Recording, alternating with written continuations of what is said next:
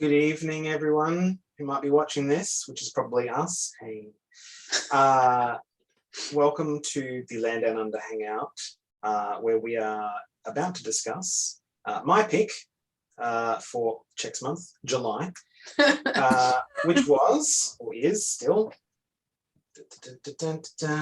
Galaxy and the Ground Within by one of this group's favourite authors, Becky Chambers. Lovely cover too. I really like it. It's so pretty. It is very pretty. Is this available in audio? Did anyone listen to the audio? I listened to it in audio. Okay, cool. So we do have a mix. Cool. As is tradition, we'll start with some general thoughts on the book. I can't remember if the tradition is the host goes first or not. Doesn't matter. It's your choice. All right. Well, I'm going to leave it till last. Fantastic. So I'm going to start in the top corner for me, which is Mel. Woo! I've done this book twice now, once on audio, once in physical. Thoroughly love it. Had a great time. This will probably be a comfort read going forward because this is my kind of book. It's like my jam. And that's all I've got to say to start off with. Sounds pretty positive. David. Yeah, this isn't the first time I've heard it. I got it probably within seconds of it being released, in audiobook form anyway.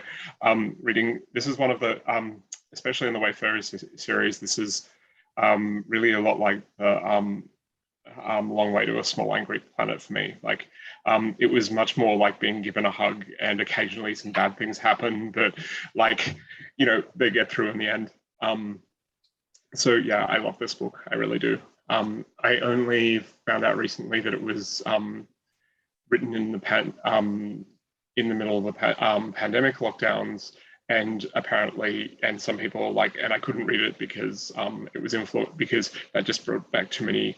That was a bit hard for me at the time when it first came out, and it's like, wow, actually, I didn't realize maybe it's because I was too busy being inside and didn't think that I had entirely failed to pick up on that.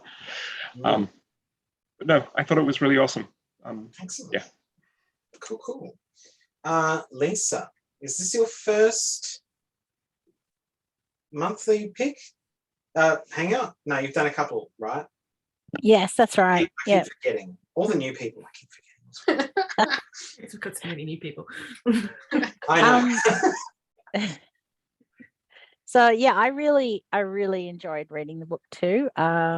And I've read the first book of the Wayfarer series as well, The Long Journey to the Small Angry Planet, and I hadn't read the second and third. And I had said to Mel, "Does it matter if I read the second and third?" And Mel had said, "Well, it actually follows on quite well from the first one," and I have to agree. It really did. I'm not saying the second and third aren't great. I haven't read them, but yeah, it did follow on really nicely from the first one. So it was very enjoyable. Yeah. Excellent. Elizabeth. So this is my second time through too. I did the first time in print. This was my first time in audio. Reversed. yeah, which was I think a good way to experience it. Just like got lots of thoughts about it, but on the whole, just really enjoyed it. It was a lovely book. Awesome. Sarah. I remember to mute this time. Yeah, look, I had a good time. It's not my favorite of her series, but it was nice to be back in this world. And I thought some of the themes that the author was exploring were really on point. I kind of missed the pandemic part too, but I think part of why is because we all went through lockdown in the middle of winter and this sounded like a lovely place to be. There was gardens and sky and all of that kind of stuff. So I kind of missed that. But it was really nice to meet some new characters, and the themes are really good, and I'm looking forward to getting into it. So yeah, it was a fast read as well. I'm not sure, I'd be interested to know how long this is in comparison to the other books in the series. This felt like a shorter read, but that might just have been my experience. No, okay, just checking. Yeah. I did mean to say at the start, this is the fourth in the Wayfarer series, and if all reports are to be believed, the final in the Wayfarer series as well. So yeah, she has said that. I'm sure it was in the back of the book that it was the last one. Yeah. No, you know, sometimes authors might want to revisit the well for some reason, but I want to revisit the world. I'll give her all the money for her to do it. So Yeah. awesome. Thank you, Sarah. Kirsten, perfect timing. Yeah, I really enjoyed it as well. It wasn't my favorite out of the series either, but I think it was up there. Although I did realize as I was reading it how much I need to reread the others because I've forgotten a lot of things. I was looking up the races and everything as I was reading because I was like, what's the deal with this race again? I can't remember. Me too. I had to do that the whole time. So I do need to reread the others. So maybe it could be just nostalgia for the others that makes me think that I didn't like this one as much, especially as the first one. I think it's probably maybe close second to the first one. But anyway, I would have to reread them to make that decision. But yeah, I really enjoyed it. I did pick up on the pandemic thing. That was one of the things I was going to bring up was whether I actually tried to look up to see whether she wrote this after the pandemic had started or not, because I was like, well, there was a couple of things in there that made me think. Particular, there was a bit where they were flashing the lights from one dome or something to the other dome, and they were making patterns with the lights, and it kind of reminded me of people like out on balconies and stuff like that. So I did kind of pick up on that vibe, and that whole the thing that they kept writing in the emergency transmissions, and it was like, we're all in this together, and I was like, well, I've heard that before. So I did pick up on that, but I don't think it made it depressing or dark. I think that she actually managed to pick up on the little togetherness aspects and the brighter parts of it, suppose, that was kind of the vibe that I got from it. Yeah, I enjoyed it. I can go into more detail later. Quickly, this is going to give some people hives, but oh my god, the different sizes. Yeah, that's why I waited so long to get my copy, was because I could not handle it being like that. Yeah, that is a little than the one in the middle. Maybe a touch, but but it's also so taller much. slightly. Yeah, okay. Hang on. Yeah. It's hard to get right. It's hard to tell when one is like a different size. Yeah. I feel like I should have run and got mine that are all matching now. Ours are in boxes. That's on the pandemic thing. I think I was reading that she had started reading prior to 2020, but was started writing. That obviously the writing process continued into the pandemic. So whether or not it initially started out that way, maybe not, but maybe some of those influences influenced her writing. I have more thoughts on it, but we should let Dee give her opinion. Georgia. Oh, yay. I'll just continue on the pandemic while we're talking about it. I had no idea until David said it, and everything suddenly went click. Yeah, okay. Because I thought that was going to be the plot point at the beginning. So I suppose maybe we should talk about that later. But this, I think I've only read one. I'm just double checking. So I've only read the Long Way to a Small Angry Planet, which I remember very vividly, and I did really like. And I'm not sure why I haven't read the other ones with you. Probably timing for me. But from what everyone else has said, I'm kind of glad that I haven't read the others, because now I can go back and read the other ones. And I think maybe I've got the order right now. So that makes me kind of happy. Yeah, I like how, and it's just occurred to me as well that it's called the Wayfarer series. And that's exactly what this is. It's a waypoint that everyone's stuck at for a little while, and then they all move on, which, I was kind of sad about, but also kind of like the resolution, the epilogue as well. Again, we'll talk about this later. But,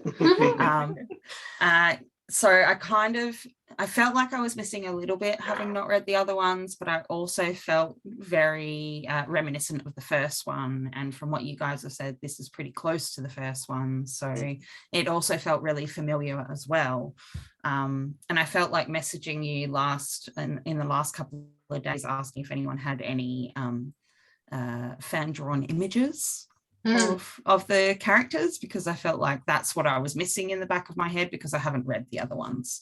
I was looking some of those up myself because there's a wiki that has someone there. I figured there would be. I literally said this to Kirsten today. I said, whenever I visualize, and I've not listened to the audio, so I don't know if I'm pronouncing this correctly. LDUH. Laru. No, not those ones. The ones that change, that have the colour. Colours. No. I'm just saying that's a Laru. Oh, right. Yeah. Had open. Not Yeah, how I meant. yeah. I think of the Kaminoans from Star Wars Episode 2, the white. That's like my image. I have no idea if that's correct. Oh, actually not too far. Yeah, they're pretty close. Yeah. Yeah. Not bad. But I was like, me too. And I was like, yes. Like, yes, not just me. Anyway. And Alright. for the Quillen, Ooh. Oh, that's not what I was picturing at all. Like that. I'm looking forward No. to telling you guys what I pictured. Cool. we're not actually done. We have Sorry, we haven't done I had that. I had a very Enjoyed. different Enjoyed very Carrot- much. carapace Yes. on one. Yes, very happy. Yes, going to read the rest now.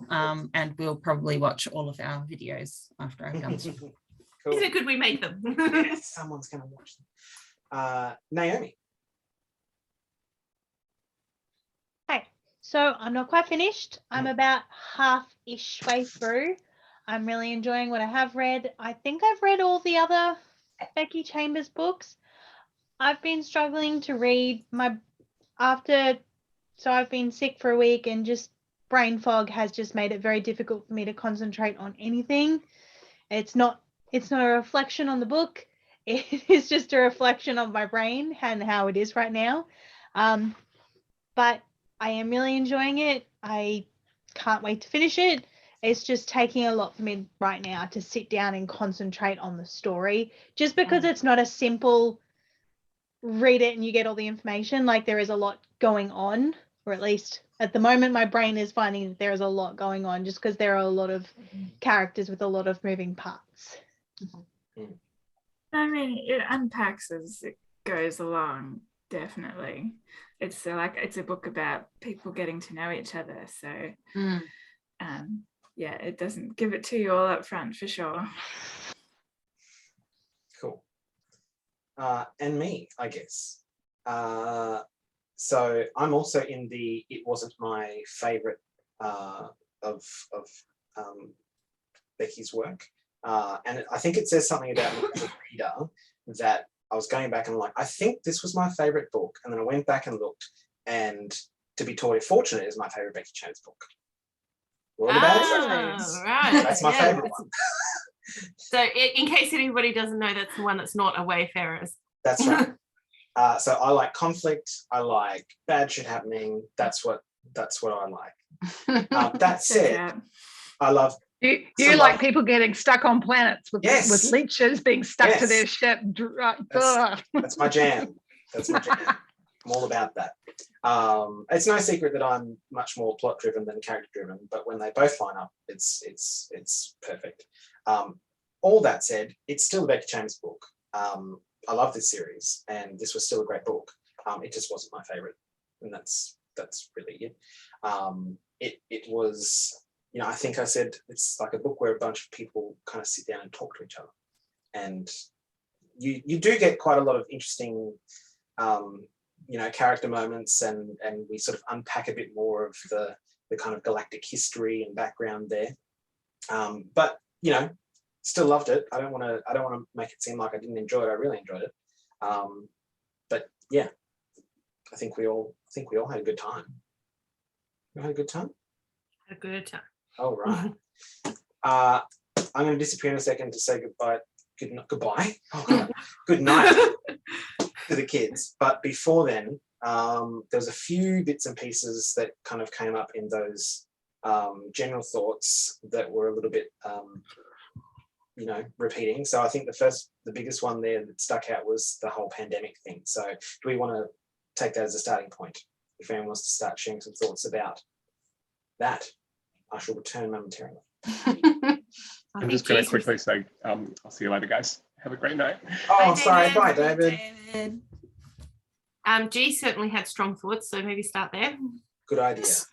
I just didn't realize until David mentioned it that, because I thought at the very beginning the satellites crashing and the, you know, the flames in the sky and the, oh my God, what's happening, and everyone, you know, the panic between the sisters, and I thought there was more happening up there than was actually being said.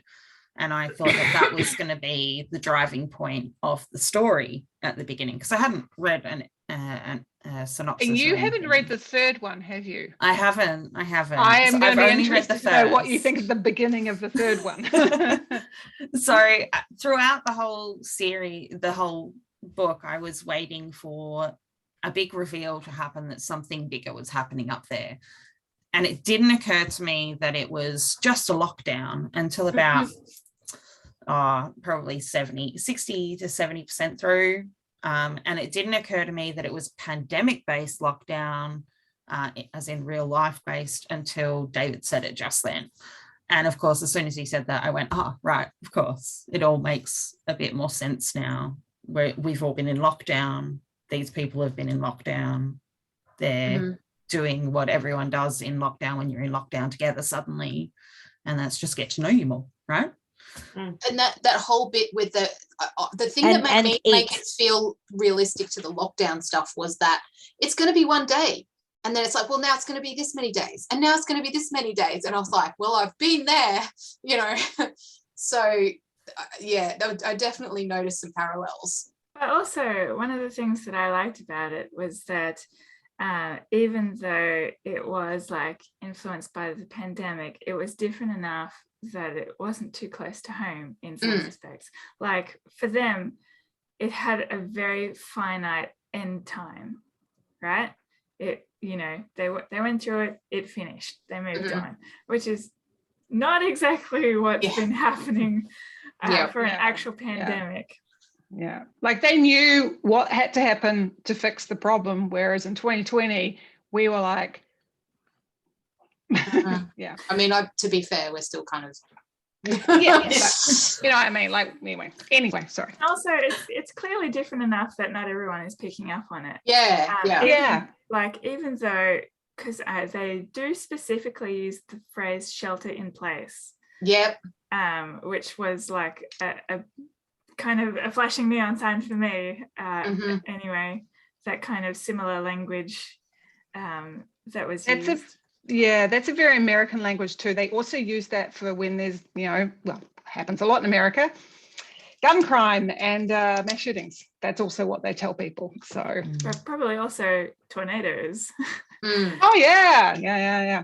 I suppose it would have rung more true for me if there was an interruption to supply lines as well, and there wasn't. They seemed pretty comfortable in place where they were. It seemed like a pause in time rather than a lockdown, if that makes sense. I mean, there was the mention of the neighbors and not hearing from them, and the like connection issues with being able to speak with other people outside of their small area, which is lockdown. But I think that's why it didn't occur to me that it was related to the pandemic, because we've actually had amazing connectivity from quite early on, and for them to not have a way to communicate, and I mean, I get it. They had explanation about you know, that it all depends on satellite, and you know, and the satellite system was down, but I guess for that reason, even now I'm like, oh yeah, I can see it, but I didn't get it, and also till David said it. Yeah,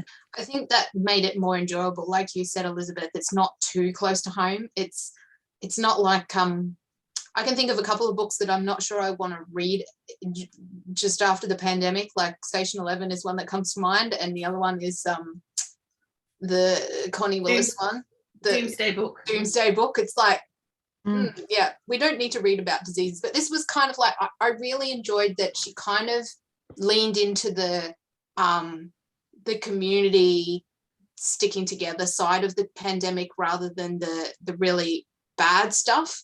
But that's what Becky does so well, is to do that sort of hopeful, optimistic kind of science fiction, which I think is why I enjoy her work so much, because so much science fiction is almost like dystopian, doom and Every gloom man for kind of- themselves. yeah. I'm going to. And I think that that was kind of from an actual, from the plot points, these were people all getting to know one another and learn from each other. And we didn't really have that. We were all kind of with it our little, we were getting to do it over Zoom, but these were people getting to be in 3D together to, you know, a certain extent, except for, you know, when you have to be inside a suit. But yeah, there was an aspect to this that was so wistful and hopeful of going, this is like, if you didn't have to be anywhere, it's not a bad place to be. And these are kind of cool people to be with, you know? Like that they were from all different like corners, and they were like I said earlier, it's a way station, right? So all of these people only using this place to jump to the next place they were going, and they came from all different places, and they were different species, and they didn't know each other or each other's species very well, which meant that we got to know them as they got to know each other. And that's what I think was really nice about this. Actually, I was just going to say, just to tie it back a little to the whole like pandemic angle, is that they all also had very different like skills, but also attitudes to disaster. Like the captain's like, yeah, that's fine, we'll be right. And then but Roveg's a bit, you know, a bit anxious, and Speaker is obviously extremely worried about her sister. Like it's quite like different for each of them. And the skills that they have to offer are also very different. Like I thought Roveg's kind of moment of like, oh, what skills do I have? Like was relatable in some respects. He was probably my favorite character, actually. I like him, and I love Uli so much. Uli was lovely. I kind of want to meet Tupou so I can like cuddle them. So. Sound sort of really cute. Zem. Yeah. Zem. Cuddle them. Yeah. Yeah, I was actually going to ask how to pronounce those words, because I was like, Z and Zer, right? Z and Zer. Yeah, sorry. Yeah. Yeah. But I get it. I can't see how they're written. I just hear how they're said. So yeah. Can I quickly give a shout out to the real star of the book, Snacks. Oh yes, yes, all snacks. And I think that was why I came and did a thumbs up before when you said Roveg was your favorite, Sarah, but I was like, I have a note. The whole bit with the like, okay, but you need to come over and have food with me, and I need to figure out a way so that you can do that. Yeah, hey, I quite loved that. Are you hungry? We haven't got a restaurant, I'm afraid, but we've got a wonderful selection of nibbles. Roveg wasn't hungry, but nothing piqued his interest like regional food. I never say no to nibbles. I'm like, me neither, Roveg, me neither. That was why I was like, okay, he's my people. Hashtag relatable. I'm like, I'm with you. I never say no to nibbles. Like I've never felt someone more in my soul than I felt Roveg. Mm-hmm. Especially in a circumstance where it's like, yeah, let's try some different things. Let's go. Mm-hmm. Like, that scene where he was Thanks. where he was comforting, I can't remember her name at the moment, where he was comforting her, and she's like, you made this for me? And he's like, yeah, well, I tried. No one's made food for me in so long. It was that nice thing of like, it's just, we don't need to be hungry. Let's have a bit of. And they ate the whole plate together. How lovely.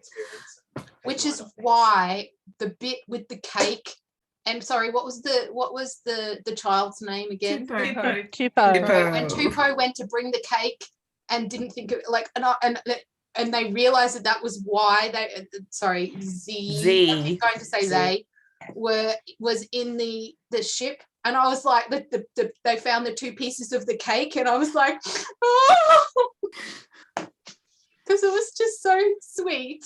And then it was like, Yeah. I think food was very much like a tool for connection Mm. here, Mm. which I found really interesting because there are no human characters in this book. That's one of the things I love about it. Yeah, I mean, that's one of the Cheese. things- I was just going to say Yeah. that too. Jess. Yes. I've made a note. Cheese. It just says cheese. I wanted to talk about the cheese situation. yeah. Cheese. Hey, can I just We all- Hang on. Sorry, Elizabeth. I'm not quite done. Sorry. Before we get there, yeah, I liked that. Like, I think that's a thing that we can all relate to, like food as a means of connection with other people, and in this case, kind of regardless of species, and also as a way to interrogate like different peoples and cultures and things. But also, in thinking about it, I was like a tiny bit disappointed by that, because like obviously there are people with food issues and that sort of thing. Like, if you are trying to kind of like, if you have issues with emotional eating, like, it would have been nice to see a few more examples of other ways to connect. And I feel like a couple do come up in the book, like music, for example. That was a really kind of effective scene of the characters connecting over music. And I liked that kind of Roveg and Speaker, in addition to kind of sharing this moment over food, where Roveg gives Speaker the treats and then they are able to have breakfast together, that they also share musical taste, and they kind of bond a lot over that. And watching kind of their friendship blossom through the book was kind of one of the lovely things about it for me. But Yeah. going back to cheese. No, before we talk, yeah, I just want to say I agree that I think their relationship was probably my favorite, apart from the mother-child relationship. I think that was my favorite little relationship. The way that they got to know each other and stuff was really cute. I really liked that. Okay, cheese. I did actually write down about, well, I mentally wrote down to talk about cheese. I mean, they did mention other human foods briefly, but cheese got the biggest. It cracked me up, that whole part. It was the so not even their own milk. Yes. Other mammals' milk? What? How disgusting. Ew.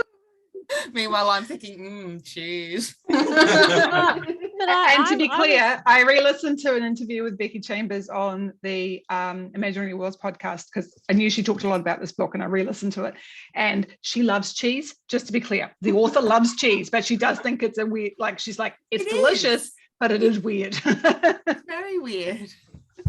I actually was laughing my head off over it with their reaction to it's other mammals' milk. That's disgusting. When it's like, if someone were to offer me human milk cheese, I'd be like, ew, that's disgusting.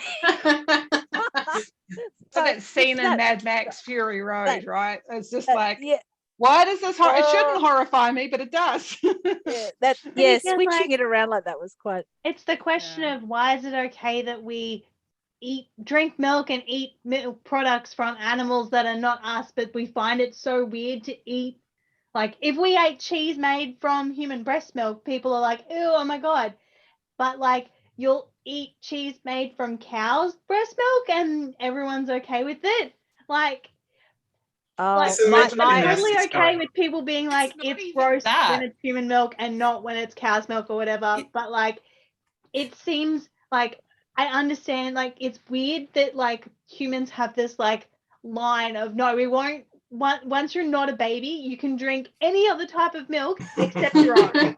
Like, I think milk, right? It was like the fermentation as well. Like, we just leave it until it grows bacteria. And then so like the thing is, like, humans have this thing of human babies are the only thing that are allowed to drink human milk, but all adults can drink milk from basically every other mammal. You pick a mammal, you can drink the milk from it. I would imagine this is the taboo that grew up back a long time ago from diseases that affect humans are more likely to be passed on from one human to another than from an animal to another human. I imagine that's where the taboo kind of originated, which is less of a factor now when we pasteurize the milk that we use anyway. But it's one of those historical taboos that just hasn't gone away. I think there's also like, if there's ways to downtrod women, we're going to downtrod them. So I think it comes from that. Like the fact that even today, there's Western cultures where, breastfeeding in public is frowned upon. So yeah. I think sometimes a lot of it has to do with control and decisions about what women can and can't do with their bodies, which is a great reference that I loved in this when Spectre and Pay are having a discussion about that. I forgot about that, but I meant to. And I was like, wow, this is timely given what happened. Yeah. So. Yeah. But not intentionally, obviously. But no, yeah, it would have been written before. Yeah. I mean, there's before. Always been discussions and issues around it, but I did think that was interesting given current. Yes. But yeah, I really enjoyed that part of like, just I don't want to is enough of a reason to not have a baby. Yeah. That's okay to go, I don't want to. Don't need more. Yeah. But I thought it was a really good example of I think it's a really good example of the kind of social conditioning that we all get, but women especially, around certain things like that, where there's a social expectation that yes, you will do this eventually, and there's conversations that happen around guilt and there's you're selfish for not doing it and all of these sorts of things, and it's like no, it's kind of selfish to do it when you don't want to do it. But anyway, but like under those circumstances with her, like there's no reason, it was just I don't want to. Mm-hmm. But that's what I thought was really interesting, was that she took away all of the other reasons that we would normally have given as reasons as to why I don't want to.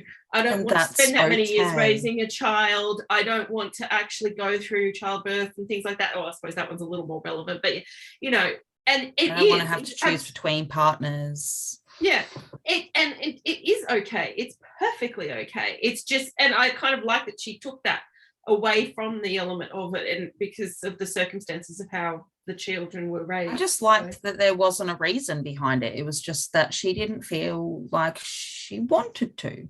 Yeah. It wasn't even like no reason. And I liked it. Oh, they also took away the Ashby element as well. Ashby was fine with her. Yeah. Like, it was great. They took away all the reasons. They explained all the things that could be a reason that were not the reason for her feeling like that. It was just because that's the way she felt. Mm. And the other thing I really and what she was wrestling with was the guilt of I am letting I'm letting my society down, that because I don't want to do this, and if I don't do this, I'm letting them all down. And it's kind of like and I thought that and it was so well observed, because there's so many parts in different cultures and societies where it's kind of like, if I don't do this, I'm letting down my family. Like if I don't go into the family business, I don't want to become a carpenter, but if I don't, I'm letting my father down, this kind of stuff. And it's just this well observed thing of going, what do you want? And I thought in terms of the body, saying like, when it comes to your body,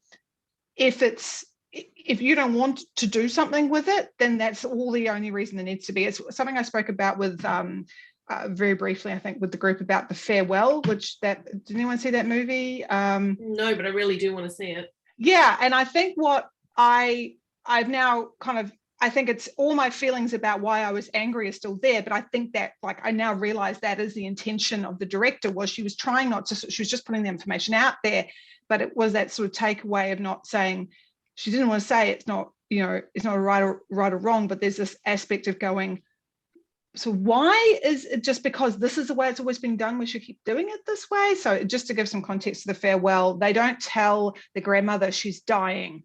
They make all the decisions regarding the grandmother's body and what's going to happen for her, which, control over somebody else's body. So I always appreciate when I see messages like this, where it's like, if it's your body, then it's your decision and you should have the information that is in regards to it. Whether that's great information or whether that's the worst information, it's still, it is your body, you make the decisions.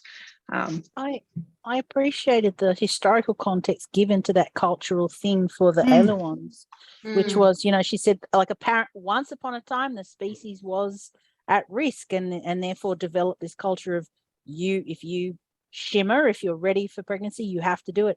And then Speaker's really clever responsive, but that's not applicable anymore. Your species is through every system and abundant in numbers, And the thing that I really enjoyed was that it was Speaker that said that. And I really enjoyed that relationship because they were completely opposing views. And I really liked that they were able to have these completely opposing views, and neither of them changed their mind about their views about the war and all of that. But Speaker was still able to go, talk to Pay about this whole thing and be like, take that away from their other conflict that they had. And they were able to still be on civil terms with one another, despite the fact that neither of them really changed their point of view about the main thing they were arguing about. I just thought it was a really interesting way to show two characters that completely disagree with each other, and they had the blow up about it, but then they were able to come back and still be civil with one another. And Speaker was the one that was like, hey, you don't want to do this, you don't have to. I mean, I just really enjoyed that interaction between those two. It's not only that they're civil, but they have like a deeply personal conversation. They have like respect for each other regardless. Yeah, and I liked that, and this is probably one of the themes that I really enjoyed in this is regarding culture and your species point of view. Like there's something that I wrote it down. There's something Rovig refers to before he travels, where he says there were Quilin. Did I say that right, by the way? Quilin. And there were aliens, and you respect the aliens, but they were still aliens. That's what I wrote. Yeah, it's this. He kind of summed it up and kind of us versus them, right? Yeah. And then you kind of see that. And the thing is that it's kind of like, well, everything has to evolve in advance. And what I thought was really brilliant in the conflict, the confrontation between Speaker and Pay was this: neither of them are wrong, but neither of them right, because freaking political stuff and wars are messy, right? They're always messy. And what Speaker was putting out there, which was hard, right? Because she was like going, this is an alternate point of view that, but from Pay, she's so deep in it. But what that then gives you is that when they do have that deeper discussion, Speaker does the same thing. She says, here's a different point of view. And Pay is a little bit more open to it than to going, I hadn't really I hadn't considered that point of view, but because I'm I'm more open to considering something, because Speaker is created as someone when she doesn't have to kind of influence and coerce, speaks her mind, is very blunt to the point, she doesn't muck around, so I thought it was brilliantly crafted, but also really well observed. So I want to actually stick on Speaker for a minute and talk a little bit about the social load that she carries. I think written down too. Yeah. I thought it was a really fascinating thing to sort of explore this idea of, the history of her culture and everything. That's a whole other thing that's a part of this, but also, wow, huge. But I mean more like the general social interactions that were going on between her and the others, and how much she would couch herself and always does, not just in these circumstances, to not be difficult to interact with everybody else. And it was just something that I was just like, wow, that's really heavy. That's a constant thing. There's a quote, and I wrote it, and it was, why did she have to be the link between her species and everyone else? Yes. And it's spoken about a lot in Indigenous studies about having to shoulder the weight of the entire expectations of people on you from seeing you as the black fella, and having to explain yourself over and over and explain your culture and represent your culture and over and over again. And it's funny that I wrote that down, because there's a point that I wrote just before that which says, oh, you're their speaker. So that is her role in her species is to be that person, but to shoulder that weight of an entire species, for especially for such a short lifespan as well. Yeah, I was gonna bring that up too. Yeah, what a weight and what an expectation, but at the same time she's gone through that training, so this situation is ideal for her. Sorry, no, you go. I was just going to say it was lucky in a lot of respects that it was her and not Tracker that was down there, and but at the same time, like, that's why that moment with Pei was so important, because it's when she dropped all of it, not just the actual language element, obviously that was part of it, but also all of the social niceties and the things that she does to make sure expectations and all of the things she does to keep everything even and nobody upset and things like that. And that's why for me it was a particularly powerful moment. I mean, all of the stuff from Pei's side was really important, but it was the speaker moment that element of that made me sort of go, oh, okay, here we go. It almost sounded like she'd never lost it before, like lost her. Yeah, she probably never because could. She's been in small interactions before, and she hasn't had to kind of keep it together for so long before. Yeah. Sorry, Elizabeth. I got a few different things to say. Let me think about where to start. The one I was going to bring up more immediately was that Speaker has experience with, I guess, systemic depression. And so she's used to looking at things from like a system perspective, which is what she offers to Pei. Like, this is like the view from above, like, you don't need to be doing this still. It's not useful anymore. You don't have time for that. You don't have time for that. right. And also Speaker's first chapter is brutal for like, I would say the book does a great job of showing how even the most well-intentioned people offer microaggressions all the time without realizing it. And yeah, the book was really effective at showing that, I think. Yeah, especially in relation to Speaker. Yeah. But I think it was that interaction between Speaker and Tracker at the beginning. Was that one? Yes, but also like her first call with Oyulu. She's like, you like weapons policy and all that sort of thing. Can I check like your license? But we don't carry weapons. Yeah, exactly. Like, you can tell that Oyulu was really nervous about having someone of Speaker's race species be there. And slip. Yeah, right. And she and so like thinking, because this is the second time that I've been through it, like you really sort of feel that, and because by then, like, once you've been through it once, you can see like how she's setting up like the issues for the different characters.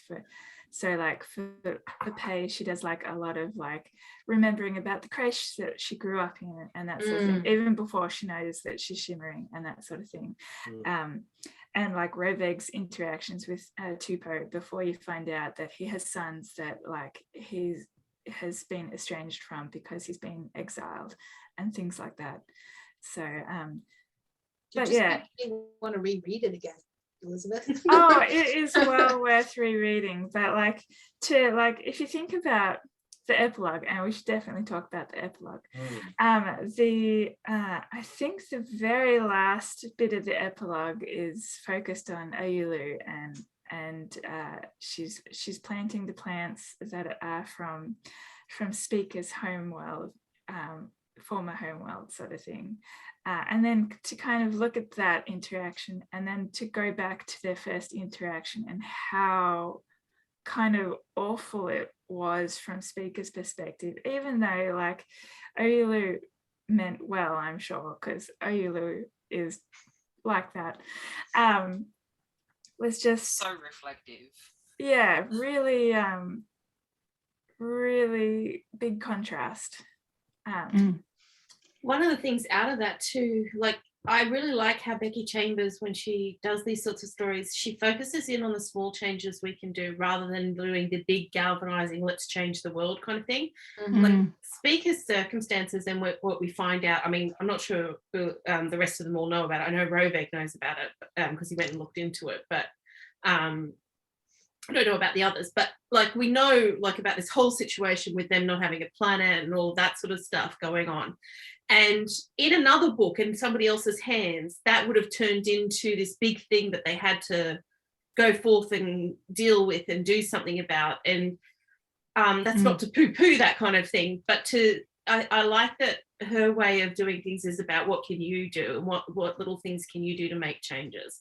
Yeah. And at the same time, though, I feel like she has set the stage for that to happen with the epilogue, and like Roveg's gift to Speaker kind of really sort of sets this, like you could see that maybe that was like the first snowball that might have, you know, turned into an avalanche later. What she's doing is identifying the ripples, like the ripples of change that can happen and the effects that we can do, rather than let's gather an action committee and go do this big thing immediately. A small acts of kindness can build upon each other and make big change. Yeah, but also I think because making those small acts of kindness, those ripples, because what needs to change overall is not just the big thing that needs to be changed, but you have to change a lot of the general perceptions and opinions and circumstances that are out there. And so those ripples are going to be more effective long term for actually getting where they need to go, rather than doing the big action thing straight away and I'd like up against competition. Sorry, Lisa. I'd like to actually speak to that because I feel like I've only read the 2 books by Becky Chambers now, but in both cases I felt like she crafted them so well to be like warm and friendly and gentle and a hug, whilst actually putting some quite confrontational things out there that in a couple of cases has caused me to review my attitude. And the one that I actually had from this book that was like, oh, that's interesting to see that about myself, was Tupou. And that is that it's made very clear that in the LaRue species, children choose and decide on their gender. It's not assigned at birth or in childhood. And that I'm totally cool with that. But the bit that threw me was the whole time I was hearing Tupou speak, I was hearing a male voice. And when I realized that's what I was thinking, I went, hang on a minute, why is that the child? Why is that the voice of a male child?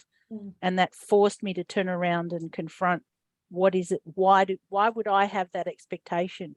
Particularly when I then actually went back in my own history and went, actually, as someone who, as a 9-year-old, was definitely identified as a girl, I was into exactly the same things that Tupou's into. So it's like, so that was actually, I felt like that was a moment of personal growth for me. You know, and something else interesting that I enjoyed about that was that we didn't find out what gender Tupou ended up choosing in the end. Or if they even chose one. If they just they can choose to be non-binary. Yeah. And I thought that was really interesting because it was like, well, it doesn't actually matter. Like, you know, we don't need to know the answer to that question because it's not important to the story, you know. No, what was important was I didn't even realize there was genders until someone said she, and I think it was Tupou went, is that how they identify? Is that how Z identifies themselves? And I was like, oh.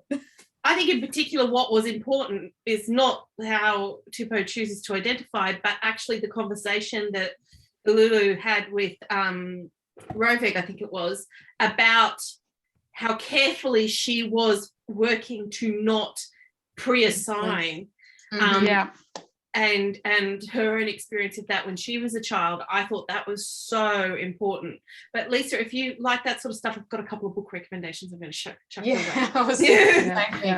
But I agree, like that whole bit and it reminded me of being pregnant. And everybody's like, well, you're carrying eyes, so you're going to have this gender, and you have, you know, that whole constantly being asked, you know, do you know what you're having? Am I unmuted? Yeah, no. Do you know what you're having? And I'm like, yeah, a baby. Because it doesn't fucking matter. It didn't matter. It never mattered, right? It just doesn't. Like, annoyingly, it does, but I don't want it to. So that was the change I was trying to make, the ripple I was trying to affect, was I was going, I'm going to shop in every part of the children's wear section because I'm going to find things that are fit for purpose, not fit for what's between your legs, you know, like that. Those are the little ripples I want to make. And then finding that I've got friends like there, my friend Monique, who's like, whose son loves rainbows and all that kind of stuff, and so she shops in the girls department for him because those are the things he loves. And I hate that, you know, and exactly that there is a girls and a boys department. Well, I've had which just makes me so angry. in the girls department because there's been things that I'm like, oh, Sandra would love this. And his Minecraft shirt that he his Minecraft shirt, because the boys' Minecraft shirt is black with green, and the girls' Minecraft shirt is white and has all rainbow colours all over it. And I was like, that sounds cool. That sounds better. Because boys don't like colour, do they? It should just all boys' clothes in the shops are like dull colours.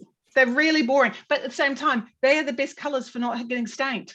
You know, you want dark clothes for that, right? So I like buying my daughter a whole lot of everything in grey and you know, because she's just going to get cracked in herself. And then I do get some coloured bits, but you know what I mean? It's like, yeah. And Xander's I'm totally with you at the moment, totally playing with the baby doll. Like that, it's interesting because Claire actually one of them is Xander's because we bought it for him before Claire was born. But they've managed to end up in Claire's room. But like they're now fighting over the baby dolls because there's 3 of them, but they all want the same one. Not enough to go around. He's been walking around carrying this baby and like rocking the baby and putting it in the pram. That's what we need. More nurturing men. That's great. You know, and it's so stupid to put these things in boxes and go, I actually made a note here as at the top of the hour about what I feel this book does so well is what the Green Brothers call, you know, think of people complexly, because that's what this book is. I feel like it's like going, you know what John and Hank Green have been banging on about? That's what this book does. It forces people to start thinking about each other complexly and think about the situations that they're in complexly. Because there's no one who's really bad. Everybody's just got this different range of themselves. It's that quote, Elizabeth knows all the quotes, so she'll know who said this, you know, that people contain multitudes. Like, I love that. I never remember who said it. But I love it. It's all good. It's been thrown down, Elizabeth. And if you don't, is that quote? But I'm not sure if I can. Walt Whitman, I think. Is it Walt Whitman? I think you might be right, Walt Whitman. I love that. Like, people contain multitudes, but then on the other side, it's like, yes, but people have to see others complexly. Like, it's something I like exploring, which is that people see this like you're multifaceted, right? You know, Bob Dylan. But it's a Bob Dylan quote. Is it? Are you sure? Wow. It's a song. It's called "I Contain Multitudes" by Bob Dylan. No, it's not. I think that must be a quote. The original quote is, do I contradict myself? Very well, then I contradict myself. I am something. I contain multitudes. Yeah. It could be that Dylan is using that quote. I think so. Yeah. Look, in the same way, side note, that I didn't know that tomorrow was from Macbeth. I only learnt that today because I thought it was from Hamilton. So there you go. Oh no, it is Whitman. Well done, Mel. But I really enjoy that whole. Actually, I have to try to remind myself of this when people like cut me off of traffic and shit, like that whole, you know. You don't know what's going on with them. You don't know what other shit is going on for this person. It's really hard because sometimes you're just like, what the fuck is wrong with you? But I think it's when you choose to engage with it too. Like, it's really important that we need to remember that we sometimes, especially with strangers, only see a slither of who they are and what's going on with them. We often, like, we're shown facets. You know, people are multifaceted. They contain multifaceted, so they're often just showing you one facet, right? But it's up to us to remember there are other facets there. We have to see that, though. We might be only be given one, but we have to remember that. Like, so, and I think that's like with Speaker. I'm not sure that was. I don't know, but I felt very much like exactly what G said. I felt like Becky Chamber was drawing from the African American experience. She came from a race of people who were slaves, you know, that had their home country decimated. Does that sound like a lot of Africa from the white man? Like, there was so much of this that I was like, wow. And the fact that like there was that whole part with the GC going, we're not going to help you. And it was like going, yeah, like African Americans are only, like, you think about how long it's taken for them to get rights, let alone everything else, like the whole, I was just like, it's so well observed.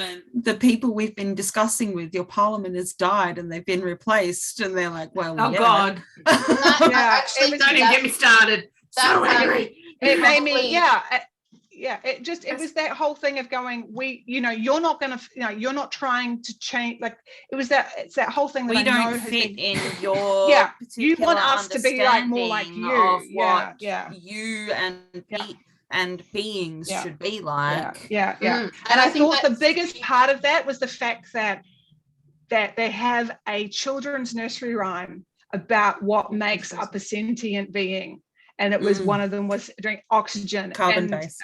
And speakers like going, we breathe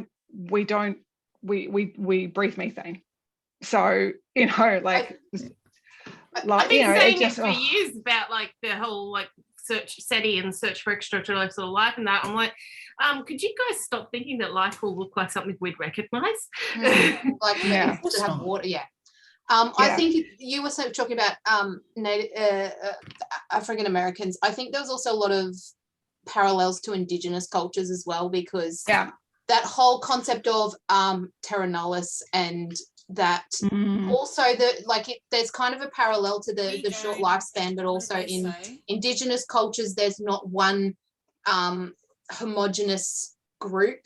There's lots of individual groups, and so that there weren't, you know what I mean, like it didn't fit into the European view of this is how a society is, and so they just dismissed it as not as important. And I liked that. I made a note when everyone was talking about how it was nice to see people reflecting on their own biases and making those small changes, not trying to do something big, because to do something big would actually reek of white savior complex.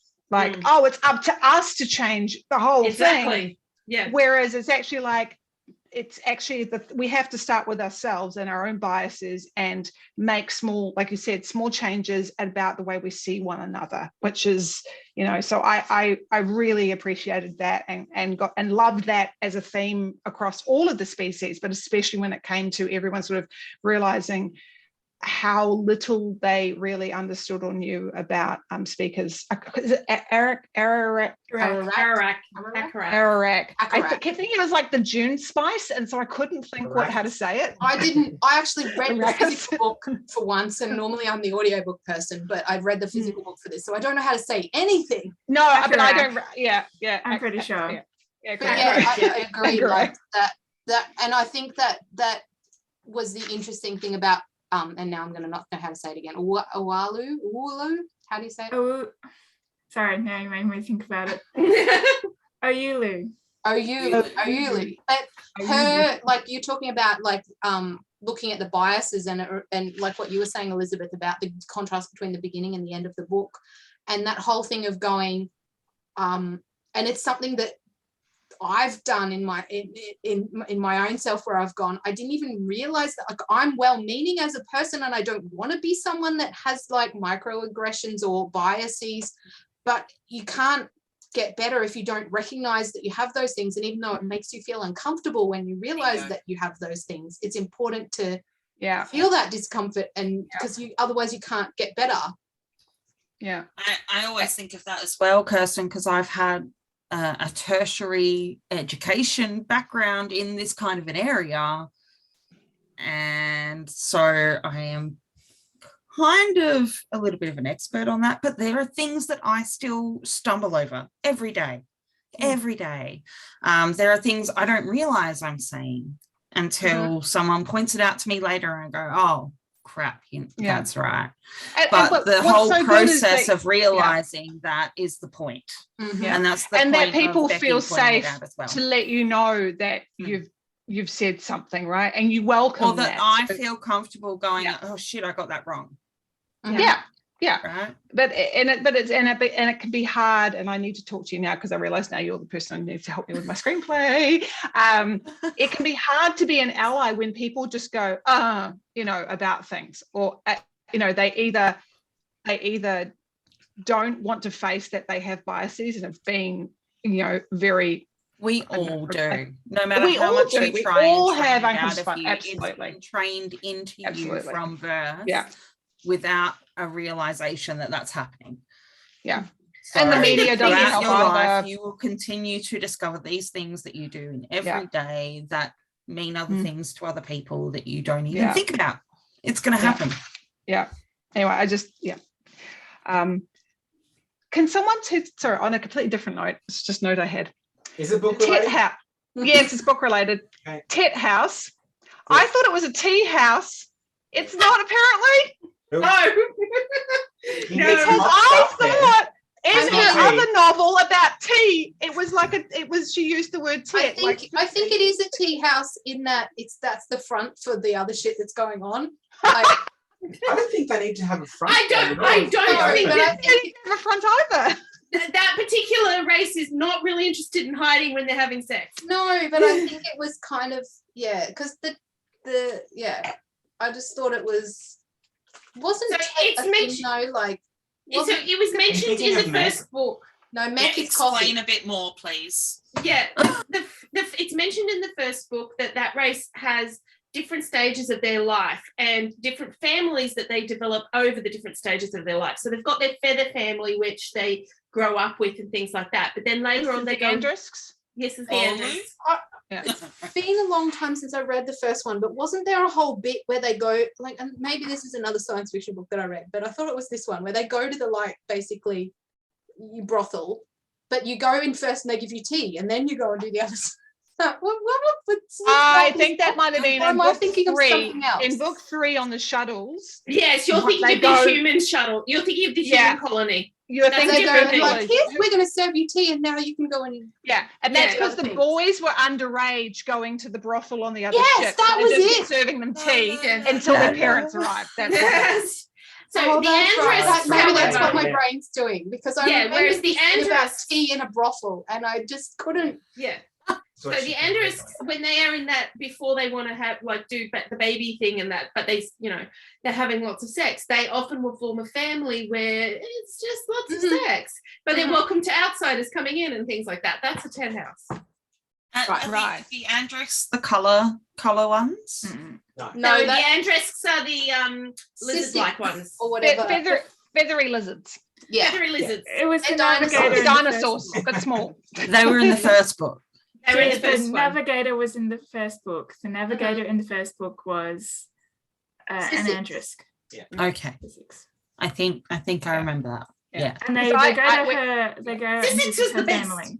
Yeah, that was why. That's the only character I really remember really well from the first one. Because I really need to reread it because I remember the pilot because I thought that was also really interesting, and I wanted more about the pilot. Anyway, we'll get back to that on another thing. Anyway, I just wanted to share that I was confused because I just thought, oh yeah, tea house, because we had tea monks in the other book, and I thought that makes sense.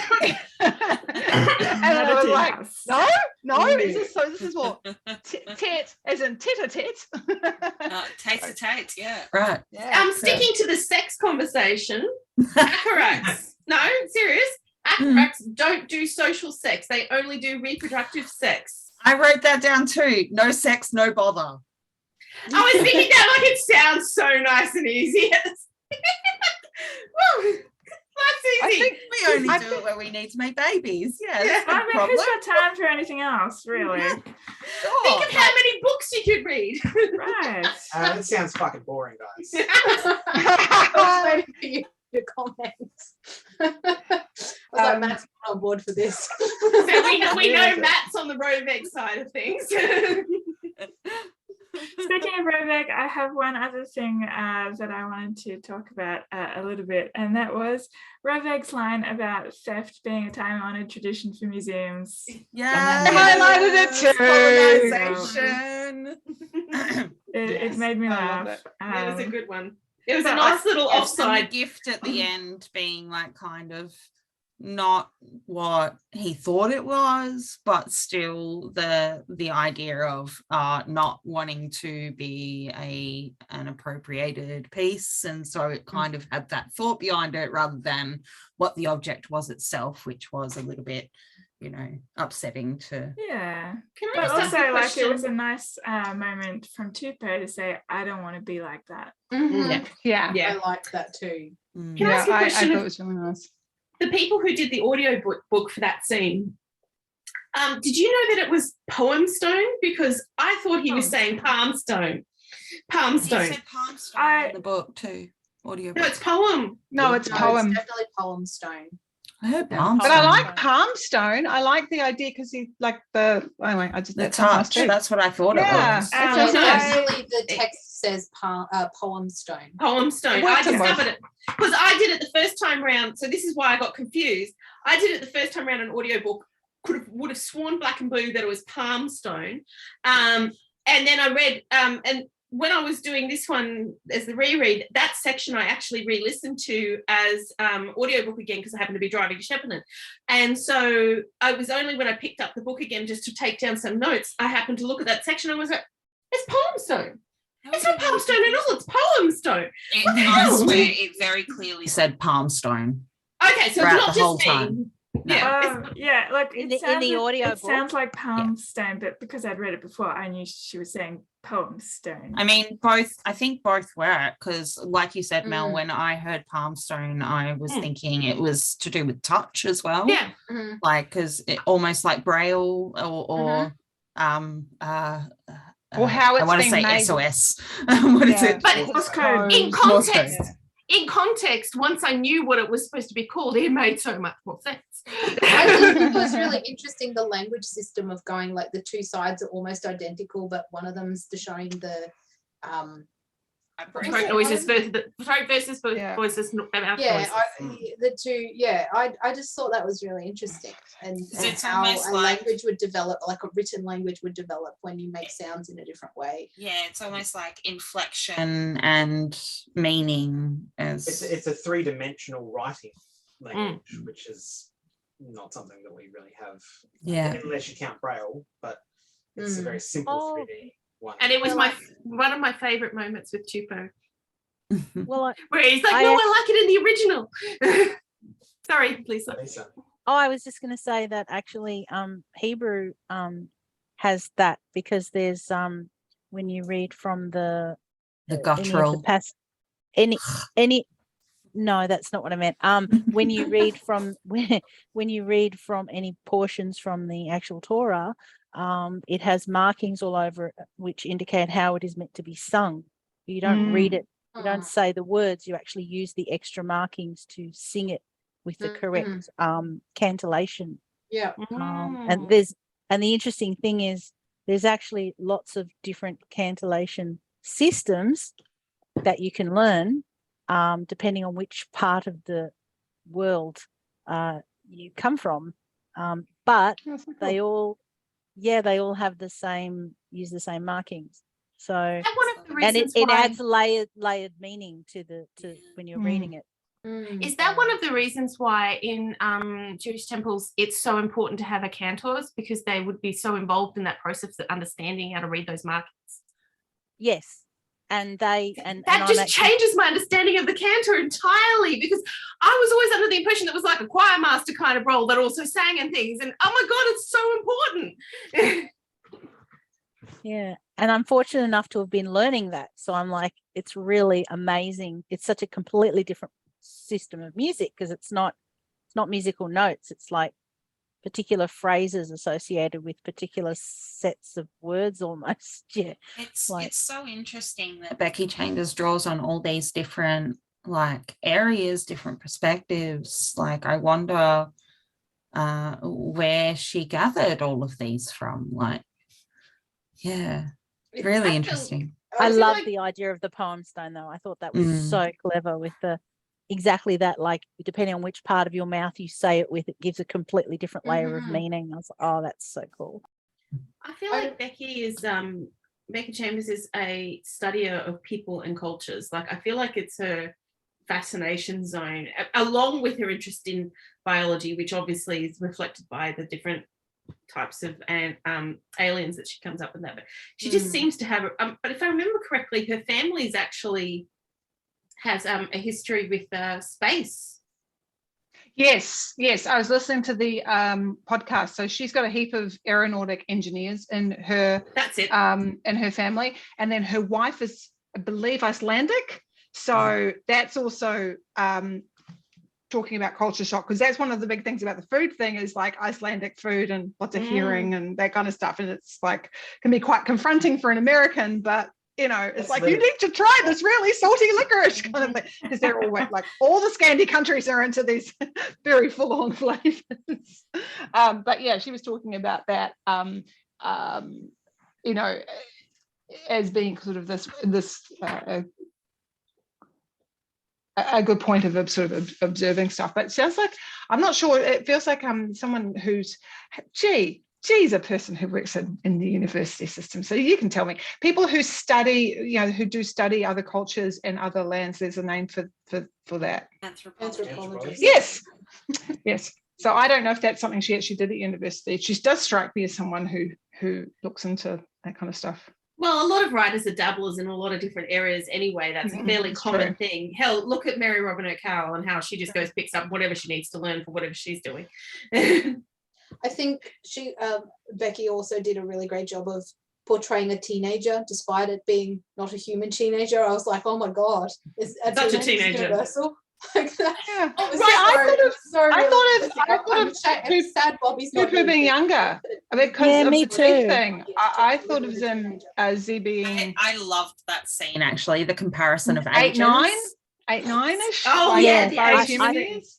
Yeah, I thought Like Chico was the, about 8. oh my 8, God, 9. you learned to 10. pilot when you were 3. Can I get my pilot's license? Yeah. And the whole thing about rocks as a kid, like the kid thing about that all was kids so in this great. universe obsessed with rocks. Like, Yeah. why kids picked up every rock they found outside and decided to bring it And into the the house. fact that that planet, that My was kids the would love to have a museum of biology rocks. of that planet, that was the history of that planet, you know, like Yeah. That was I love that Z had a full argument ready for why it was natural history and not geology, and there was they were. I've had this. It was a good one. And the enthusiasm, even in the audio, like the enthusiasm of Tupou in that scene was so like, and the wording as well. Like there was something in Tupou that we hadn't seen in accordance to everything their mother had told them to perform up until this stage when they came running up back.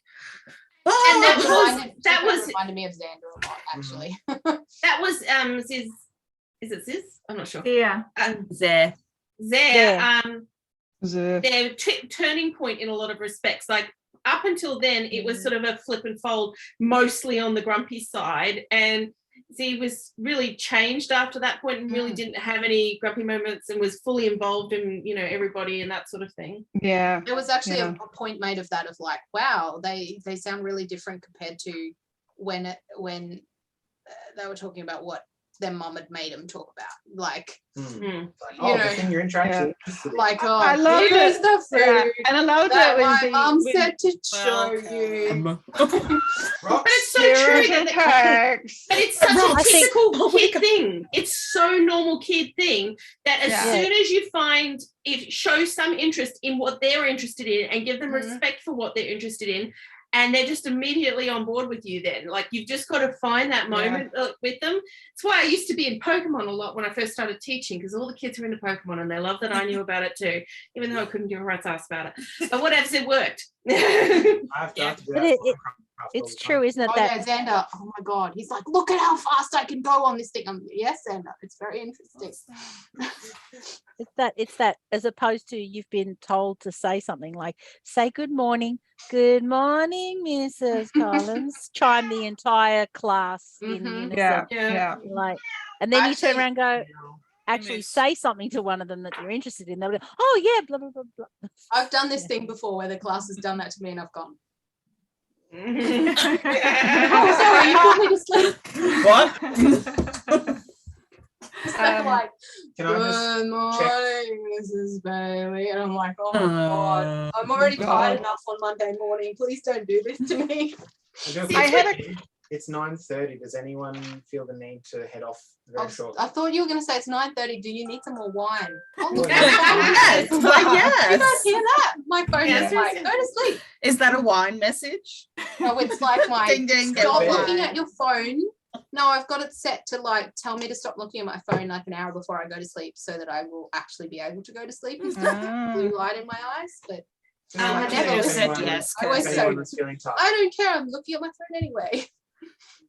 There was Sorry, I'm a gonna get some more wine. I'm still on Okay. the book, guys. I'm still I'm still on the book too. I'm still on the Um, book as Still well. on the book? It On was book, yeah. something that Rovig, well, I also want to, so just to be clear, Rovig, in my mind, is the stick insect from A Bug's Life, complete with David Hyde Pierce's voice. So I don't know what he's why gonna I like. pictured him as furry. I Yeah, don't I know know. why. They kept talking about his shell, his hard shell, and I how know, he but can I I do know an it's said expression. several Like a times, Yeah. and I furry still turtle. pictured him furry. I don't know why. I googled him very early on, so I then imagined the picture that. Yeah, I'm really because glad he- I didn't. Because he's so prim and proper and also really excited about food, I just had David Hyde Pierce in my head the whole time. It's just like, yep. I think mine had and- something to do with the dexterous hands, the multiple Yeah. dexterous hands. I Mhm. don't Pretty know. I cool. felt like Oh no, Many- is he a praying mantis? No, he's a prehensile stick insect. almost. Anyway, so yeah, sort of Cockroach. kind of yeah. Yeah, So I had him as a cockroach. praying mantis, but with the voice of David Hyde Pierce. And also I could not get around like the what are they called? The LaRue. They were so llama-like in my head. Oh, I yes, kept yes. imagining llamas. I Like totally long pictured llamas llamas. the whole time. Maybe that's what I was. Maybe I was getting a cross going on between them. I Yeah, sort I of felt like they definitely were think llama. llamas crossed with bears. So they had the llama shape, but the bear dexterity with their limbs, so that they could just sort of Yeah. flop down. I and kinda things like had- that. Roos, like they were kind of like, because you know how roos have kind of dexterous Yeah. paws and stuff. So I kind of I had was that as seeing well. pouches and Yeah, Oh, pouches the and pouch, the yeah. paws, and I was Yeah. like, But also so it was the like bit a where they're like, llama I'm- crossed with a What else roo. do you keep in there? Like, But and they were like, I don't want to touch bipedal, that. four-pedal, they See, kept doing Rovik still both. had some biases because he was put off by that. I'm like, dude, look that, my God. The other, yeah, like the I other don't thing have I another liked use was for it. like when they're like tired and they're just like, I'm just gonna rest my neck on my back, and I was like, that doesn't sound comfortable. Oh, so cute. That was actually a really nice moment that was happened fairly early on when Ululu was trying to set up the tent so that they couldn't look it up. Mhm. And Pei came to help out and offered to help and tie the knots and stuff. And they did this moment of appreciating each other's biology. Mhm. And it was just such a nice little moment to sort of go, yeah, we're all different and we all have our strengths, and that's okay. Yeah, I love that.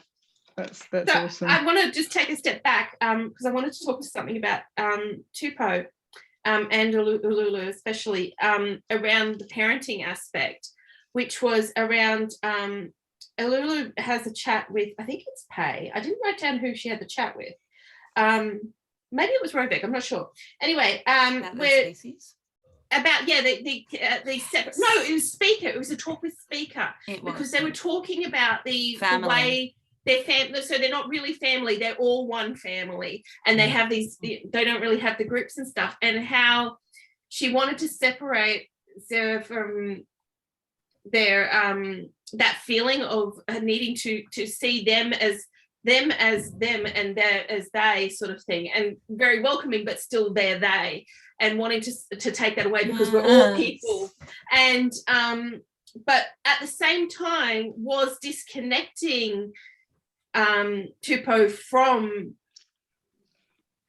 sorry, I'm There? trying to find there, yeah, I'm just Yeah. gonna go there There. because There. I was Yeah, trying it's to all right. Yeah, it's I've hard. been doing It's the same hard. thing because I'm like, I they them is easier for me to understand than the. I can It's do almost the Z, same especially except because with a I've read Z. it. It's the same perfect. Because I didn't Yeah. hear it said, and I was like, "It's X's," and I'm like, It's easy. Zay and Zer.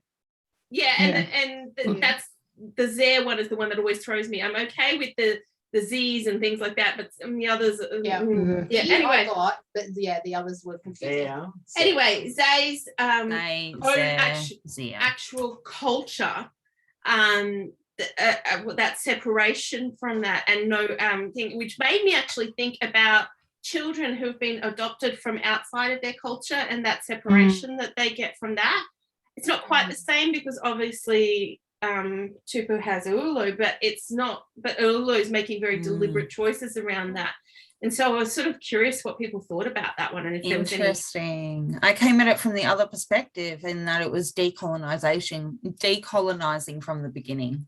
And it has that sort of situation where I'm like, yeah, it's got some good things behind it. But then I was like, wait, there's a lot of talk about how that kind of separation can actually be damaging and traumatic for kids who have been adopted, like, you know, an Asian child who's been adopted into a white family and things like that. I think the explanation that their mother gave about them not having a, or they not having a family, a word for family. So it's not like, this is my mother, this is my father, this is my species. Yeah. So I think that made it a little bit softer for me. But see, that's actually what made it more concerning for me, because it fundamentally is so important to them. So one of the things that adoptee children talk about when they do go through this, and they're like, go back to try and get in touch with their birth culture, they feel a disconnect to it. They never feel completely welcomed into it. And I was worried that that's what Tupo would experience going forward under those circumstances. Whether or not they care or not, I don't know. I feel like the situation is actually more analogous to like an immigrant family. That's exactly what I was going to say, Elizabeth. It sounds more immigration, but you can either go home because it was never your home to begin with. But one in which like obviously Z's mother is like making an effort to like assimilate, I guess. I suppose, but it has the same detrimental kids from those circumstances have the same problems for probably more extreme reasons because they don't have the cultural family thing. So you're right, it's a better analogy, but it's the same problem when it goes to going back. I think I felt a little bit the same because they never talked about Zer going to school or having mates, you know, and friends. So I was kind of like, that was my concern. Is he hanging out? Are they hanging out with their mum the whole time? Like, they got no friends their own age. That was the thing that kind of concerned me because there possibly are other Larue on the planet, and then because from an immigration point of view, people always do gravitate to their own to people who understand their background and experiences, right? So when I lived in London, you know, I met people from the UK, but I gravitated towards Aussies and Kiwis who understood the perspectives that I came from and the food that I ate and all that kind of stuff as well. We had a shared experience and a shared history, and I wouldn't have been surprised in somewhere like Larue, you know, like I don't know about other places in Australia, by the way, but I can tell you in Sydney in the inner west, we've got a Macedonian club, we've got a Greek club, we've got the Italian club. Like I think there we've are got all a these very sheltered perspective of this planet. I think we got this community in this snippet of time. And there were a couple of mentions of like the wider planet, but it was almost non-existent to us at this stage, right? It was this little compound, no external contact, even on planet or off planet. We were stuck here with this group of people from all over the place for this set amount of time. So it was a short amount of time too. It was. I think it's because Ulu talked about the places around and talking to one another, but I never heard Tupu talking about their friends. And I think that this Ulu situation is a unique almost situation. I like what she was talking about them being part of a species. So I don't think they leave that species group very often. That was my understanding. I think the other thing, it was mentioned very specifically that Tupu goes and visits other compounds. Oh, that's true. That's true. But not the Tet House. Yes, but he's not allowed to go to the tennis. Not allowed there. Why? He goes, I remember. he goes to the bloody gambling den, though. Yeah, that's what happened. And to other people's spaceships, like So there randomly, must like- be other kids around, and Like Finding Nemo, where all the kids of all the different fish types come and like they have school together. Right. It's like Wait, not the wrong school word. verses, but like it's all the. And different now I kids just want to together. sing, like like oh. Let's name the zones. Oh, I love Finding. Like a whole bunch of like Glory. pre-adolescent kids Yeah. from all different species just like hanging out and talk about how rubbish their parents are and stuff. Can I say, following on from exactly what you're saying about that, the effect of an immigrant family being separated from their culture and still having a memory of what their culture was like. And I am a child of immigrants myself. And I actually didn't believe quite the scene where Roveg went back, because he'd been away for something like decades. And I was actually expecting that he was going to go back and things would have changed, not necessarily for the better, but I was just expecting things to not be the same as when he left. And Well, they had changed a bit because he was like expecting them to be like really. I mean, there was the whole element where he was kind of helped out with the getting the job and stuff. But like they were like, oh yeah, we've changed the rules about that, so we're not so strict about that anymore. You know. What is I missed that bit. Yeah. What's the species lifespan like though? Because I would imagine that cultural change, if you live a lot longer, would move at a slower pace as well. So the Lari lived for a long time. The Quillen lived fairly comparable to humans. And the Akarak were really short. Yeah, and I don't know about the Ulians. I'm not sure exactly how what they were. It wasn't really discussed. And he did comment a little bit on like the superficial changes, like that. They got rid of that arch and they put in that horrible lad display. What were they? Yeah.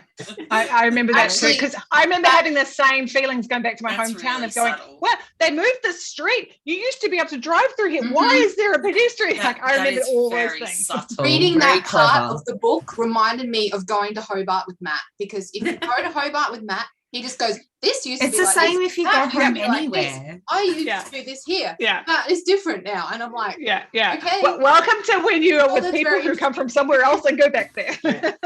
And it's a small city, so like that. Yeah, Wellington's the changes same. seem more I'm like, where'd that apartment building come from? That wasn't there. Yeah.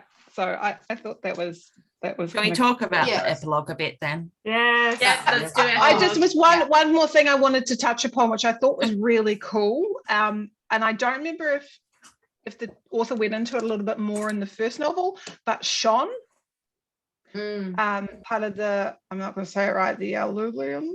Yeah, I Is that can't how pronounce it either. Yeah. Pays people. Aliens. Sorry, is that how you say it? Aliens, Anyway, so I they would think. talk about Sean, which I take it to mean like someone who can move gender or is maybe hermaphrodite. Yeah. The other Yes. thing I wondered, I thought it was really cool. It was one of those things where I was like, it doesn't really matter, but I'm curious.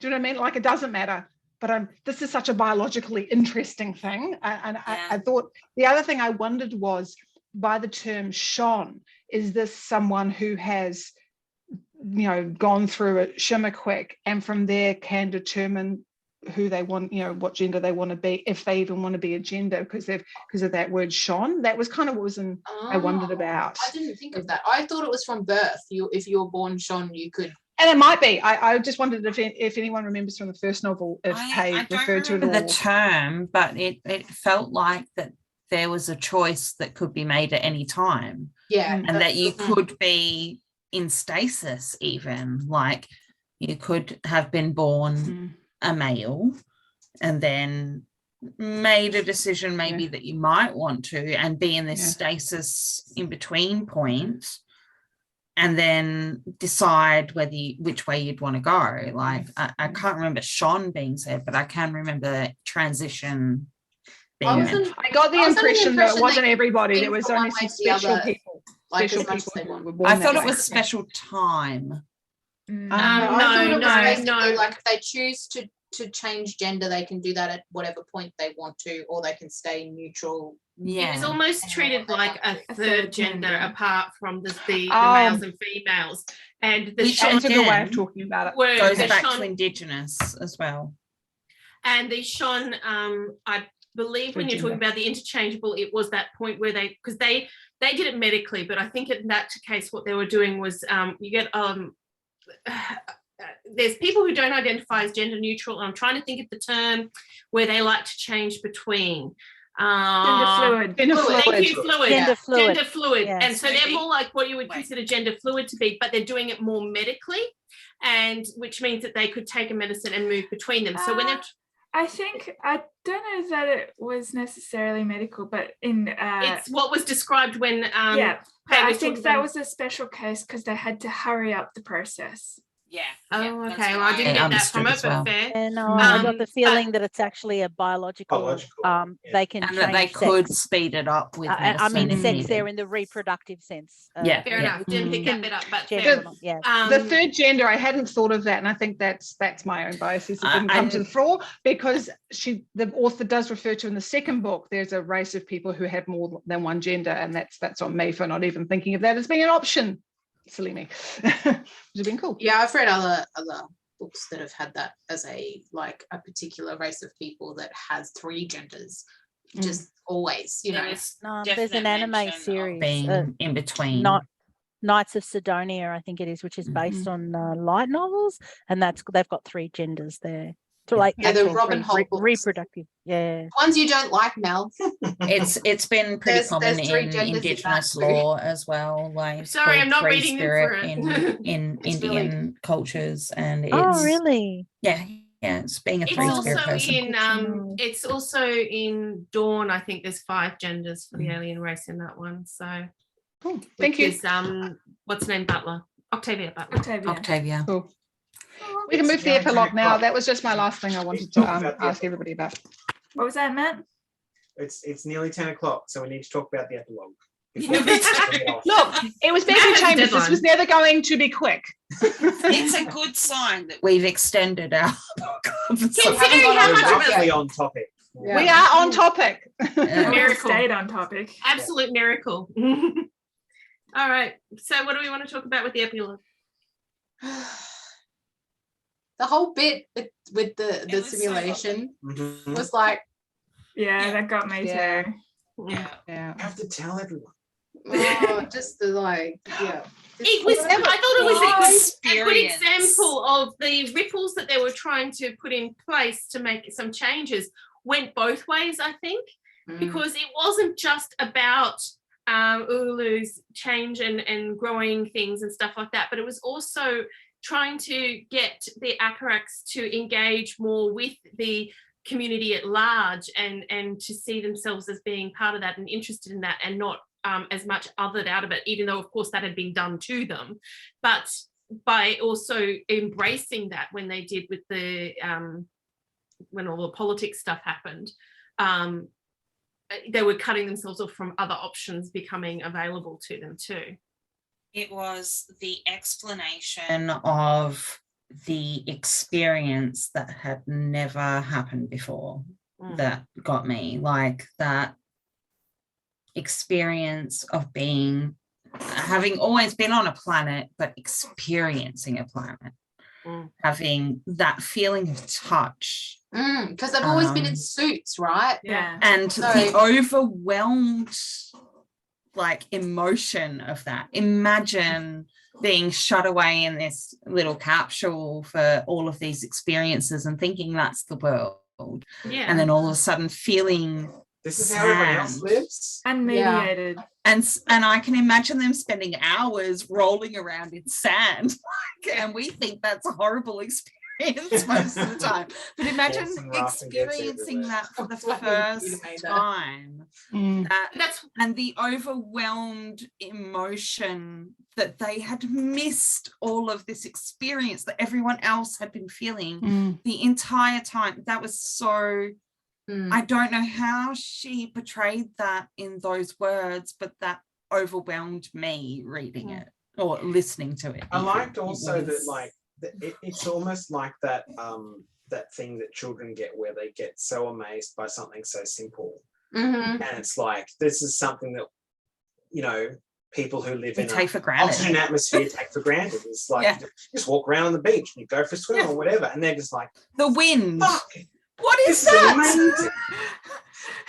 It's like when a kid's like, look at that leaf, and you're like, oh yeah, it's a really cool leaf. And that her sister was there in the same room as her. She is crying and emotional and trying to explain this. Yeah, you got to try this. It's like, yeah, feeling. I And can't she's tell just you. like, You just do have to it. I can't Yeah. explain. Just go.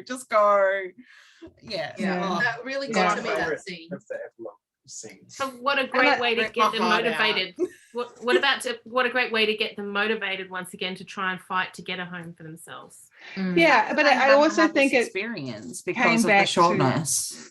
Sorry? but it's also, I was also just going to say, it also comes back to where it stemmed from, which was that when they were talking to Rovig was all like, why haven't you played played a sim? And then this realization of, because you've been othered. Nobody's ever bothered to take mind maps. No one's thought of you as a customer that might be worth Mhm. making Not something around for. long enough And for us he to care realized about. that he had his own. Mm. So it's those like, it's kind, I like that because it went both ways. It was Mhm. like he'd worked really hard to change his biases and make something of value for them, and for them to then go, oh, there's a whole other world out there. So I love that it was this two-sided to it, which was nice.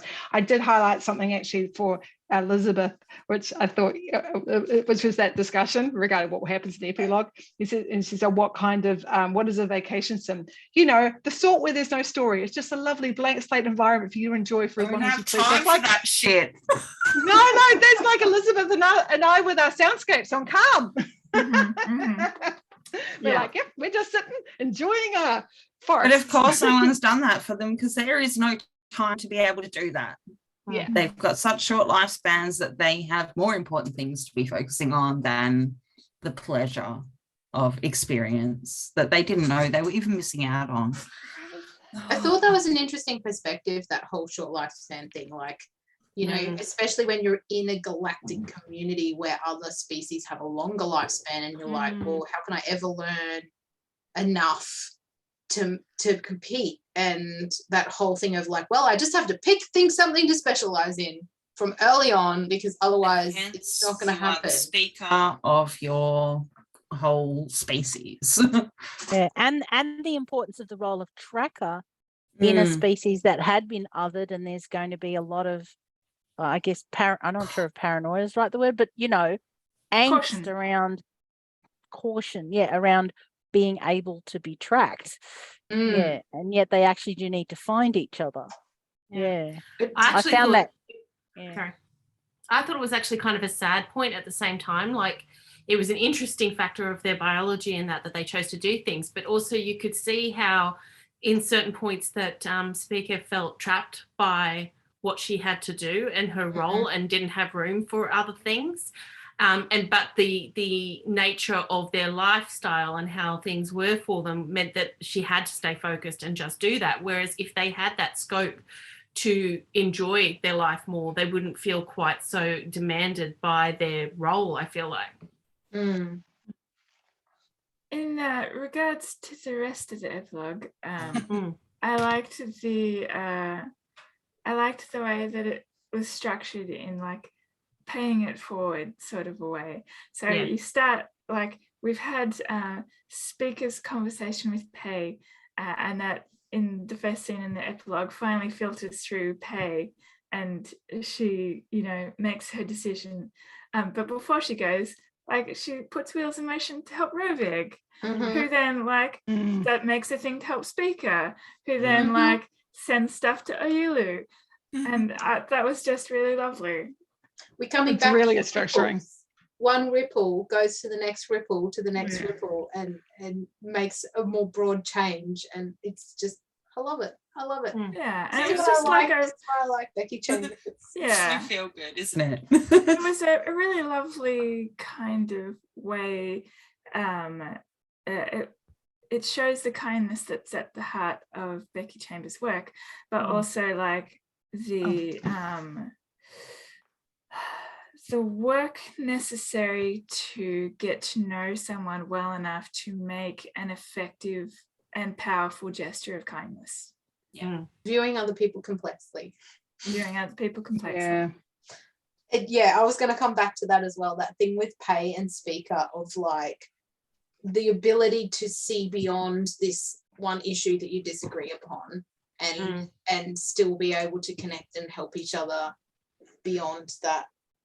You're saying there's something about some of the major political parties in the world. Well, I think that's a problem with now is that we've become really insular in like the internet's been able to make us connect with lots of other people, but it's also made us get these really homogenous groups where we get into these echo chambers where we're only ever talking to people who agree with us and we're never listening to people who don't agree with us. And I really enjoyed that perspective of you can disagree with somebody else, but that doesn't mean that there's not some other things that you might agree upon and there's not some other connections that you can make with that person just because you have this one thing that you disagree No, about. I'm sorry, you're a Republican. We can never see eye to eye. We should be drawing Venn diagrams, not boxes, damn it. The Venn diagrams are completely separate things. Yes. I mean, that happens too. Don't get me wrong. Actually, Sometimes the Venn diagram is actually intersecting and you don't get the chance to hear about it. It's one of the things that has been happening is that the way political parties in certain countries, including our own, but not as much, have created like these sort of disparate groups where we can't find middle ground anymore. And it's like, oh, that's not how this was supposed to work, you know? Yeah. But it's very self-serving for the parties, though. That's the thing. But it's also reaching the point where government is becoming, like at least this is what I'm seeing in America, government is unable to actually do anything because they're so disparate. They just refuse to do anything in conjunction with the others. And No. Can't upset anyone. And also that's, sorry, I'll get back to the epilogue in a second, but this is also exactly the problem that Rovig spoke to, I think, in terms of this is the way that things have been done, so this is the way that things always have to be. And I think that America have a real problem with that. I mean, they did move, like, these are just minor things, I know, but they were supposed to move the metric system and didn't, right? They should change their gun laws, and they don't, because they have this thing that they made 200 odd years ago. Or we can't abandon it. We can't evolve it anymore. We can't get rid of pennies that cost more to create than they're worth. We can't get rid of paper money, because there's this nostalgia around their history, and I don't know if it's I don't know, but I just thought there was some nice parallels between what Rovig was speaking about and what I saw in America. Speaking of government, Rovig's letter, do you think he has to go and create those Sims? Yes. Yes. So too. I was reading that and thinking, oh, so you've got to work while you're there now. You're not there. It was a sly way to allow him to go places. That was kind of the point behind it. It was worded to say, if you don't make it, then that's understandable. But if you do get there. And I think it was a way to argue against his escort as well, who was like, you will go and do these things that I say you can do. And he's like, but I have a job to do here too. I have to go to my son's, Yeah, I liked that. It would be great if you could film this, like, I don't know, film. I mean, I have to be there now. That my employer has requested that. And I liked that one of his children reached out to him to be part of this, and it's like, I hope that the others, like, it just, I really enjoyed his character a lot. Yeah.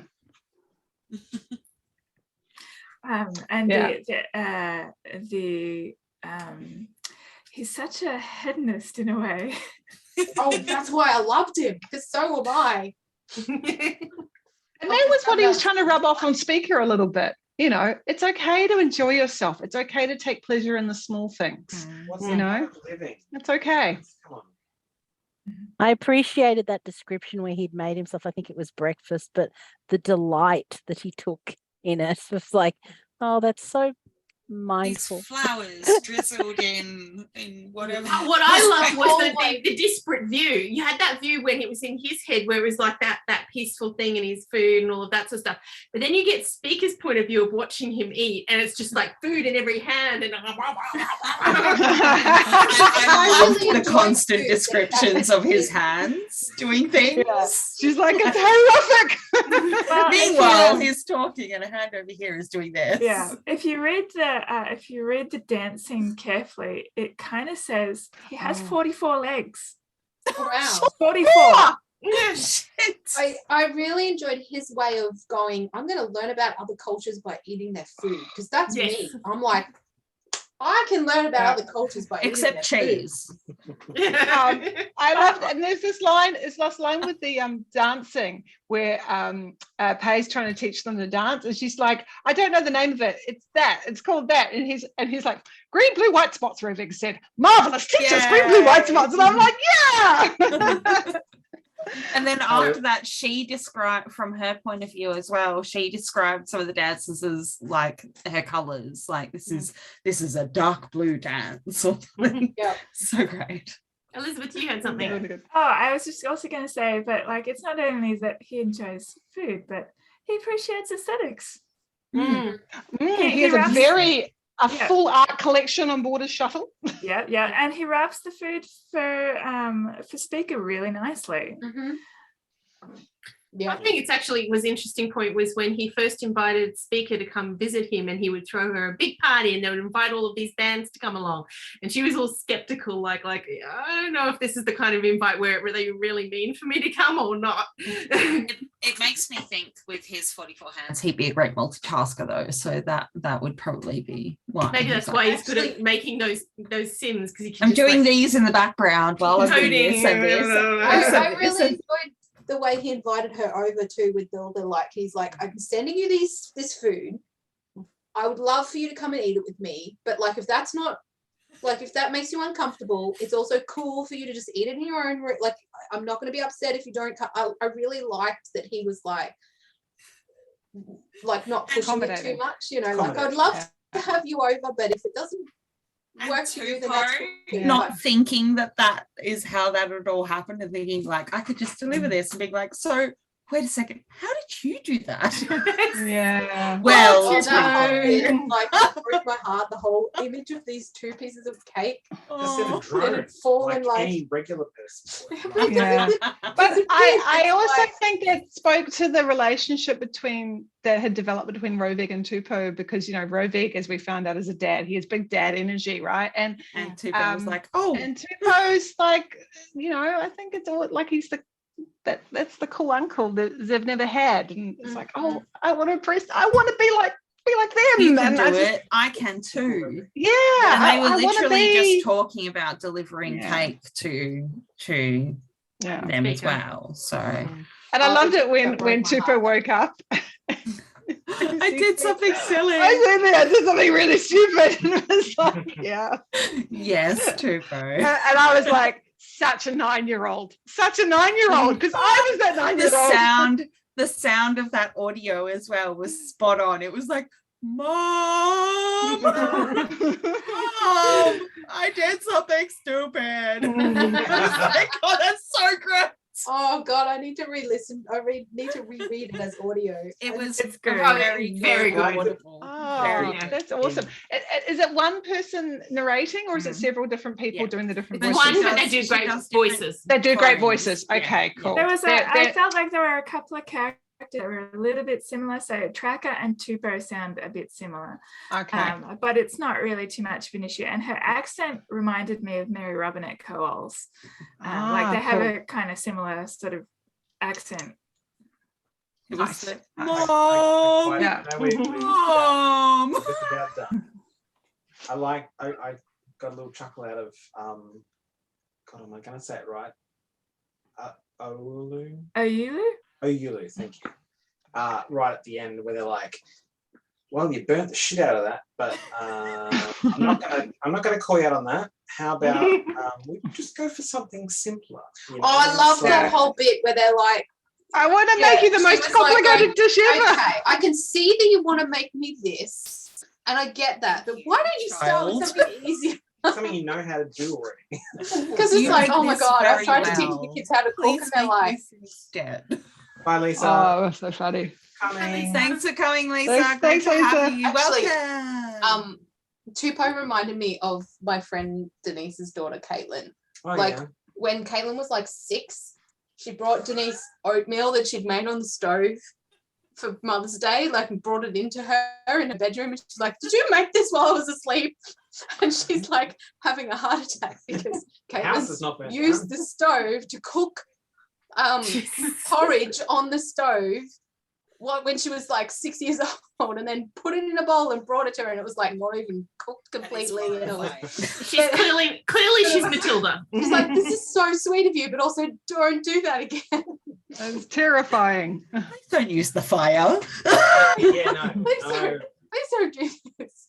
But Matt, do you want to wrap I- us up? I think we're finished with the book It's great. discussion. I think we are. I think we made it a Young good amount of book club. All right. And I also just finished off the last of the wine. So, Well, that's perfect timing. you know. All right. Thank you, everyone, for coming along tonight and being part of the discussion. Thank you in advance to anyone who might be watching this in the future who wasn't here. And Mel is holding up our next pick, Black Sun by Rebecca Horse. Is pick. Cheese pick. Yeah, I have started the audiobook, and it definitely seems like a different tone to this book. did you happen to pick that because a Secret Santa got that for you, G? It may have been. I wonder who the Secret Santa could have been. Who knows? Who can say, really?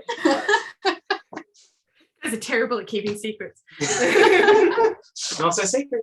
Very Thank nice you again. book. Thank you, Santa. You're Night, welcome. everyone Secret watching. Santa, welcome. Bye. Bye. Hi, everyone.